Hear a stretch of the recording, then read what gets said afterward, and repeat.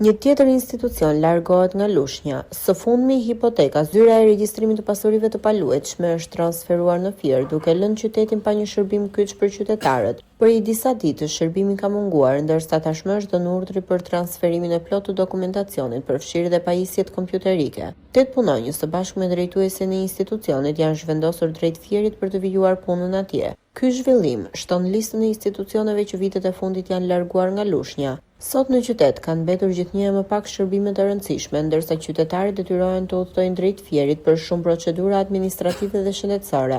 Edhe shërbimet e rëndësishme spitalore shpesh kryhen në Fier, njësoj si shumë institucione të tjera. Jashtë kamerave, qytetarët shprehen me keqardhje për këtë situatë. Ata kujtojnë se Lushnja është qyteti i Kongresit të Lushnjës, një qendër me peshë historike dhe administrative, që dikur përfshinte të gjitha institucionet kryesore për zonën, përfshirë edhe Divjakën.